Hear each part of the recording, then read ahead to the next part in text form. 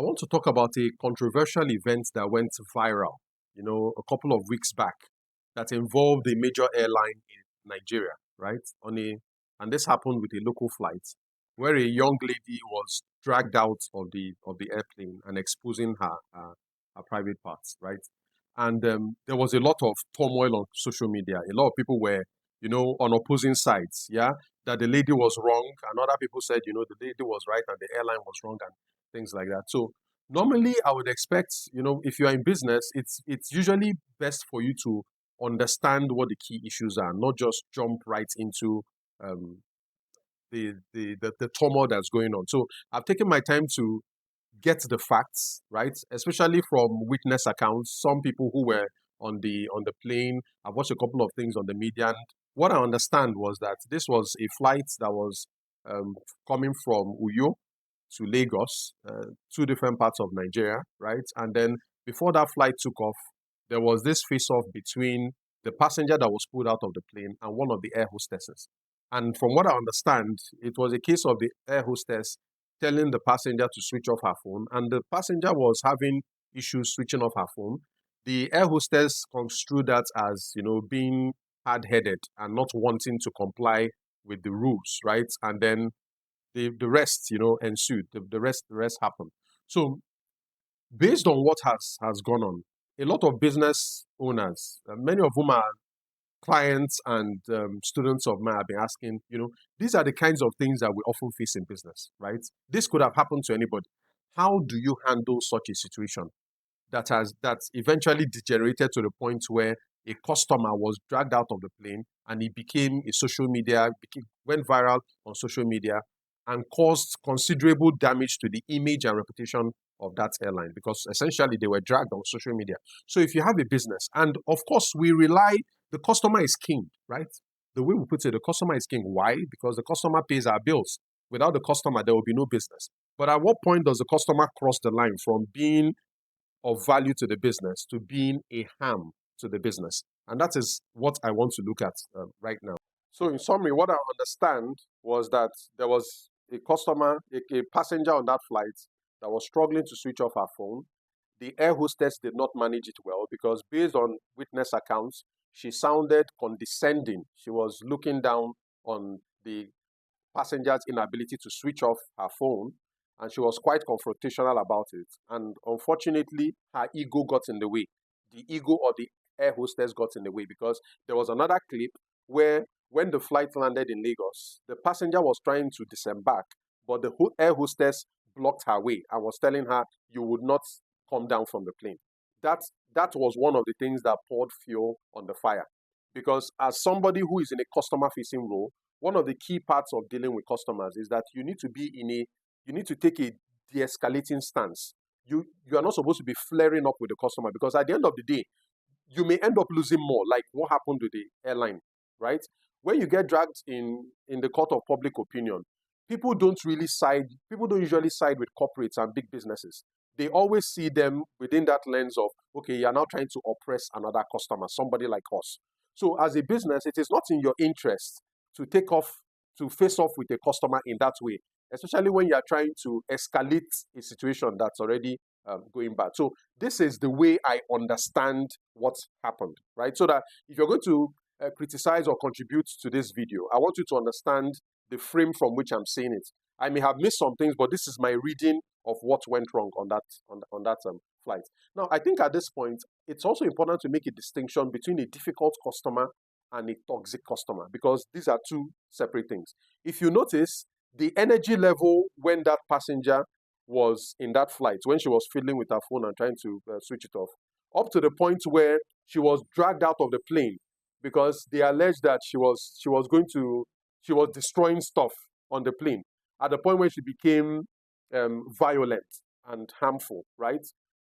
A lot happened and the situation was escalated, right? So let me make that distinction between a difficult customer and a toxic customer. A difficult customer is a customer that is reacting to either of three things in your business. They're either reacting to your product. They got something that is worse than what they expected. You sold them something, but they are not happy with what you sold to them. So many times when a customer is difficult, it can be about your product.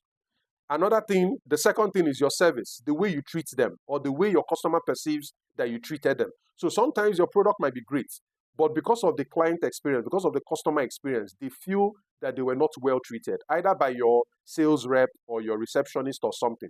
So it's not about the product, it's about how you treated them. The third thing that can lead to a difficult customer is the communication. What you say to the customer and how you say it. These are two separate things. What you say to the customer and how you say it. So body language, tone, the content of what you say. So anytime you have a situation with a difficult customer, it's very likely either of these three things have gone wrong. They are dissatisfied with the product and they are likely not feeling heard. They are dissatisfied with the service. They don't like how they are being treated, or they are reacting to the communication, what you said to them or how you said it to them. That's a difficult customer. I will assess that as at the time that plane was about to take off, the lady in question was looking like a difficult customer. There was just a misunderstanding between the air hostess and the passenger about putting off their phones. The air hostess thought that the passenger was being stubborn. The passenger, on the other hand, needed help. She couldn't put off her phone. So at that point, you could accurately perceive that customer as a difficult customer. Difficult customers are not bad for business. Yes, they are demanding, they can be stressful, but they can be salvaged because there's a misunderstanding somewhere, there's a dissatisfaction somewhere, and that creates an opportunity for you as a business to remedy that situation and win over the customer. In fact, if you run a business, if you think of your most loyal customers, you would have likely had issues with them in the past.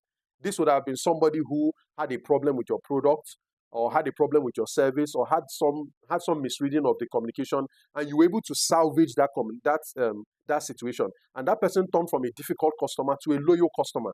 So difficult customers are usually opportunities to get a loyal person to your business because it deepens the relationship you have with that person, right? So difficult customers are good for business because they're a rich source of feedback and they give you the opportunity to get to know the customer a bit better. Toxic customers, on the other hand, are a different kettle of fish. These are customers that are either physically or verbally abusive to your staff, to your business. These are customers that are violent. These are customers that can harm people, So they are not, a toxic customer is not good for business. A toxic customer is a customer that has crossed the line from when a customer is king to when a customer is useless to your business. So whenever a customer is toxic, it means that it's better for you to lose that customer because the customer is contributing more harm to the business than value that they are adding. But I must say that most times, customers don't just become toxic. They become toxic over time when they feel like they've been ignored, they've been disrespected, they've been difficult. Most toxic customers start as difficult customers that are poorly handled, and then they degenerate into a toxic situation. I'm not saying that there are not those people that look like they come from hell, those customers that look like they come from hell, who from day one, they are looking for ways to inflict damage on your business. They are abusive from day one. There are those ones who, from day one, maybe they have their own issues, maybe they were not raised well or whatever it is. There are those ones that from day one are toxic. But most toxic customers start as difficult customers that were poorly managed, and then they became most toxic customers start as difficult customers that were poorly damaged, that were poorly managed before they became toxic customers. So I wanted to create that distinction because if you watched only the end of that video, when the lady was pulled out of the plane, when they alleged that the lady was trying to destroy the plane and things like that, and they pulled her out of the plane and then pulled her from the grounds into the bus. If you only watch that part, you would have thought, okay, this is a toxic customer. The airline was right to treat the customer that way. After all, no business owner will allow anybody, even a customer, to damage their assets, to damage the plane. So dragging her out of the plane made sense if you only saw that clip.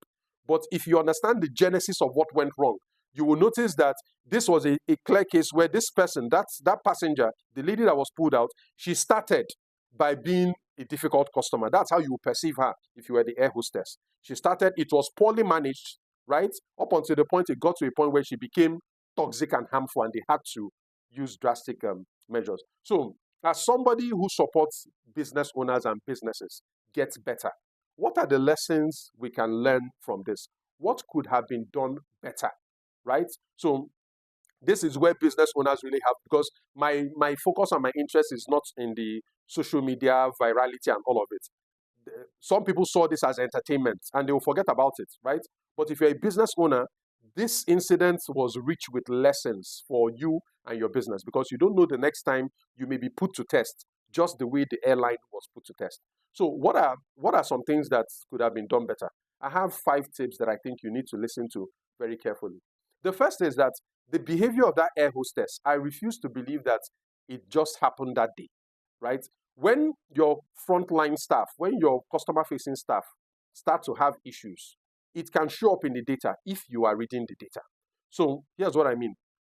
Many times when you fly with a local airline in Nigeria, you often get an email at the end of the flight asking you, either thanking you for the flight and asking you whether you have any feedback. Email.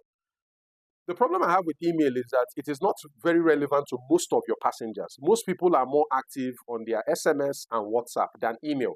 Email, for many people these days, they are not really looking at email.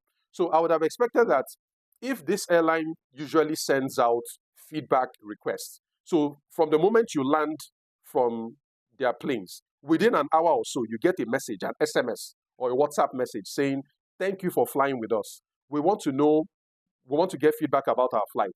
What did you like? What did you not like? Right? So those are, once you ask that sort of question, you will likely get some form of feedback.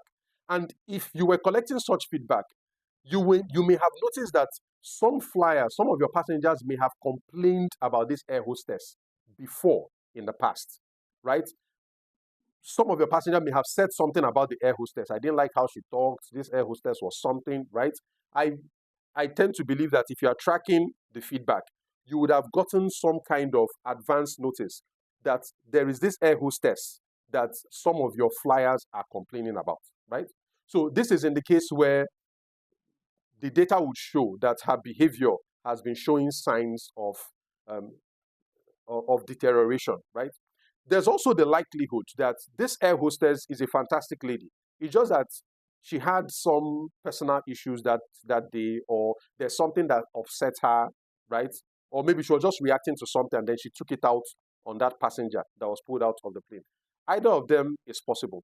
But it all points to the same thing. Customer-facing staff, right, are supposed to be built for these kinds of situations, because what I read from the incident was that this air hostess put her ego before the customer experience. And my evidence is, why would you prevent the passenger from disembarking? No matter what she did, right? Why would you prevent the passenger from coming down the plane? Because the right thing was that if she had left the plane, right, you would have saved the asset. You don't want anything violent to happen in the aircraft. The aircraft is a very sensitive piece of equipment. It's not something you want to take for granted. So if the passenger wanted to leave the aircraft, you should have allowed her leave the aircraft. Then deal with the issue outside of the plane. In fact, allow security handle it. The air hostess trying to show, as we use in street slang, that I will show you who I am, or you dare not talk to me. Her ego got involved. She allowed her ego. She fell into the ego trap. She wanted to show the customer. She wanted to teach the customer a lesson. And the moment you find yourself in a situation where you want to teach your customer a lesson, you know you're in trouble, because the customer is going to react. And what you get is the kind of negative social media attention that this thing led to. So that is the first thing. The airline has the airline been taking customer feedback? The people who fly the airline will likely have something to say. And the feedback is a very rich source of information that will allow you grow, because it's either people will complain about the air hostess, or they will complain about the food, or they will complain about the punctuality or timeliness of the flight, or they will complain about technical issues on the flight. Maybe they were hearing a noise, or they'll complain about smell. Hearing back from your customers gives you rich information that prepares you in advance to avoid situations like this, right? The second thing I want to share is, I already talked a bit about it, which was the escalation trap.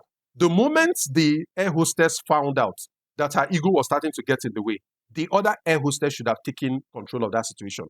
That's why sometimes, even in the bank, I'm sure you may have come across a situation where somebody in the bank was screaming and shouting and dissatisfied, and a supervisor or a manager or another staff will come and replace that staff. Because the thing is, the customer who is angry at something that was done to them. and the staff, that staff has become the object of their anger. So how you de-escalate a situation is remove that staff that person already has some negative energy to, and replace them with somebody that can de-escalate the situation. Oh, I'm sorry, what happened? Please tell me. I want to help you. What happened? Oh, I'm really sorry that happened. I want us to really resolve this. I'm very, very sorry that this happened. So when you introduce a new person into the situation, it helps you de-escalate what happened. I didn't say that happened on the airline. That air hostess should have not been allowed to interface with that passenger anymore. The other air hostess should have taken control and played like the nice person, the good person. Oh, I'm sorry that happened to you. I apologize. That is also representing your business, and removes the possibility that your employee who is already angry will fall into the ego trap. The third one, I already spoke about it, which is that issue should have not been resolved on the plane. Trying to prevent the passenger from alighting from the plane just made the situation worse, right? Even if you wanted to deal with the customer, the customer did something wrong, and you want to punish them for it. Why would you do it in your most sensitive asset? If things got violent, you could have destroyed that plane, and that would have caused more losses to the airline. So the sensible thing to have done, that the hostess should have done, was to allow the lady leave the aircraft, and then allow report to security, so that security would take over the issue, right? So that's the third point. The fourth point is that there is a reason most big companies have a social media policy. If you worked in any big company, telecoms company, oil company, big bank, all of them have a social media policy. And what that means is that you are not allowed to represent issues or things that happened within the company and just go and share it on social media. Have you ever noticed that you can't just go to somebody who works in a bank or some and ask them, as a media person, ask them, what do you think about this thing that the bank has done? There's a reason why you have official spokespeople for companies, because you need to get your facts right. Everybody that works in a business cannot be talking on behalf of the business. And that is what happens when you share things that happen in the company, either dealings with customers, dealings with suppliers and all that. You share it on social media. There's a reason why sensitive matters, when they're in court, they say that this should not be exposed to the media, because whatever verdict, whatever judgment that is done in the court of public opinion may not be fair, because a lot of people don't have the right information, they don't understand the proper context and all that. So employees are not supposed to just post things that happen on social media. If you are recording something for internal investigation, fine, which is what I expected those people who dragged the passenger off the plane were trying to do, for investigation purposes. But the moment you share it on social media, that is wrong. So if you have a business and you have employees, people who work for you, you need to make sure that you have that clause about social media in their employment contract, or have it as a firm company policy. You are not allowed by policy to share such things on social media, because it can create reputational damage, as it has done for the airline. It can create a negative perception, right? As it has already done for the airline. Then the last piece of insight that I want to share is that in all, this thing that has happened can be a net positive for the airline, because what this means is that you need to invest more in the training of your customer-facing staff, right? Anybody who is a hostess on an airline knows that they are seeing a lot of faces. They meet all kinds of characters. So I wouldn't expect that somebody in such a customer-facing role would allow her ego get in the way. I expected that training would have sorted that out, because you would have been prepared beforehand for such people, for any kind of behavior, and you're expected to laugh it off. An air hostess is expected to have a permanent smile on their face, because that is one of the requirements of the job. Why? It affects that second critical element I mentioned before, how you make people feel during the flight. And don't forget, the airline business is a service business. So a huge component of the value you are giving to your customers is how you make them feel. The moment they don't feel right, no matter how perfect or your safety record may be as an airline, that will become a second consideration. In any service business, how you make people feel is number one. So this, of course, is a piece of feedback to the airline to invest a whole lot more in the training of their customer-facing staff, number one. Number two, this incident should be made into a case study for that airline that will serve them for many years, even up to a decade. You use this case study, analyze it, what went wrong, how could it have happened, and that becomes a lesson that other air hostesses within the airline and even other airlines can learn from. It becomes one of the lessons learned, one of the mistakes that have been made in the history of the airline that the airline can learn from. And this is how you build institutional knowledge. This is how you build institutional memory so that over time, you are seen to be improving over time, right? Nobody expects you to be a perfect business, but people expect that when you make a mistake, you own up to that mistake, and more importantly, you learn from that mistake. So everything I've shared with you, in this video, incidentally coincides with many of the things that I taught in one of the courses that I taught in our BMG Academy, which is our exclusive group for people who are building businesses, right? I taught a course titled How to Handle Difficult Customers. And many of the principles that I shared in that course essentially those are part of the things I've shared with you here. So difficult customers are not something you can pray away. If you want to grow in business, you will have your fair share of difficult customers. But like I said, difficult customers are not bad. Difficult customers can become an asset. If you know how to manage them, you can actually transform them into loyal customers. You can harvest a lot of rich feedback that will make you a better business, right, from difficult customers. But if you are poor at handling difficult customers, you will end up with toxic customers, the type of customers that look like they come from hell. They will not just damage the financial interests of your business. They will scare away other customers. They will harm your image, your brand image, and your reputation. And you will regret why such customers ever turned your way. So do I agree that that the customer is king? Yes. It's an incontrovertible fact. The customer is king until the customer becomes a toxic customer, right?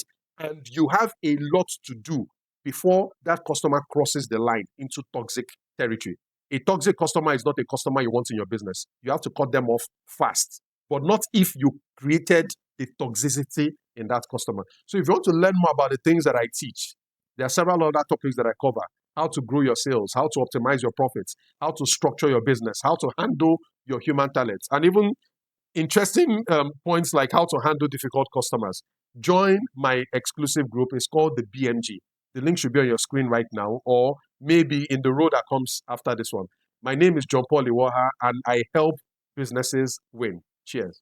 If you're interested in learning more about the topics I offer when it comes to starting, building, and growing a business, this is your opportunity to join my community. It's known as the BMG. I provide extensive courses on different topics and challenges that afflict business owners, from how to optimize your profits, how to manage costs, how to boost your sales, how to develop processes, how to scale your business. There's a whole lot that I can teach you. If you want to go deeper into my content, this is your chance. Go to the link on your screen right now, jointhebmg.com.